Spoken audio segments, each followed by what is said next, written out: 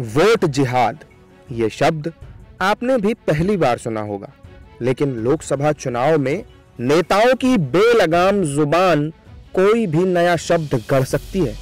कांग्रेस के वरिष्ठ नेता सलमान खुर्शीद की भतीजी सपा नेता मारिया आलम खां का फर्रुखाबाद का एक वीडियो सोशल मीडिया पर वायरल हुआ, जिसमें वो लोगों से एक साथ होकर वोट जिहाद करने की अपील कर रही हैं।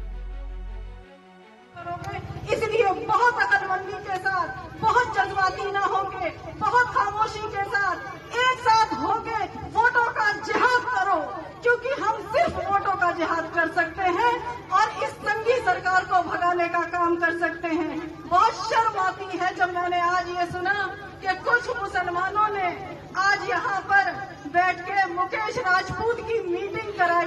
मुझे लगता है समाज से उनका हुक्का पानी बंद कर देना चाहिए। इतने मतलबी मत बनो कि बच्चों की जिंदगियों से खेलो, हमारे बच्चों की जानों से खेलो। आज कितने लोग CA/NRC में जेलों में बंद हैं और आपको बताने मुझे खुशी हो रही है कि उन बच्चों के कितने केसेस सलमान खुर्शीद साहब फ्री में लड़ रहे हैं।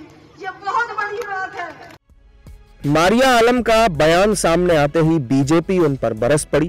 पार्टी के राष्ट्रीय प्रवक्ता शहजाद पूनावाला ने कहा कि हम तो चुनाव को लोकतंत्र का पर्व मानते हैं और ये जिहाद मानते हैं, इसलिए हम जनता के साथ होते हैं और ये जिहादियों के साथ होते हैं।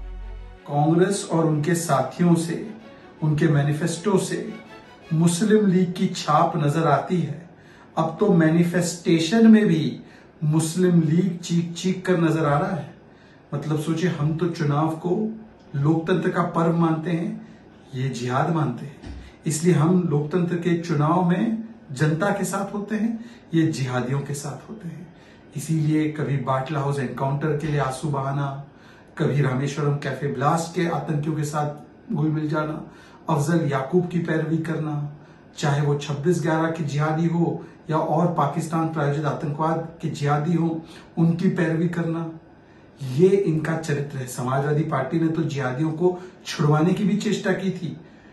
यूपी में भी प्रवक्ता राकेश त्रिपाठी ने कहा कि समाजवादी पार्टी और कांग्रेस इतनी बौखलाहट में है कि इनके पास मुद्दा बचा ही नहीं है, इसलिए वोट जिहाद करके ये ध्रुवीकरण का प्रयास कर रहे हैं। और अब एक नया शब्द वोट जिहाद, ये समाजवादी पार्टी, कांग्रेस पार्टी इतनी बौखलाहट में है, आज मुद्दा आधार के पास बचे नहीं है, इसलिए अब वोट जिहाद करके ध्रुवीकरण करने का प्रयास कर रहे हैं।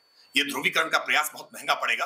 निर्वाचन आयोग को भी इसका संज्ञान लेना चाहिए और जनता को भी ऐसे लोगों को पराजित करना चाहिए जो ध्रुवीकरण करके सांप्रदायिक सद्भाव को बिगाड़ने का प्रयास कर रहे हैं, जो आज जनता से विकास की बात नहीं कर पा रहे हैं और जानबूझ करके मजहबी भावनाएं भड़काने का प्रयास कर रहे हैं। चुनावी समर में वोट जिहाद के मुद्दे पर सियासत अभी और गरमाने के आसार हैं।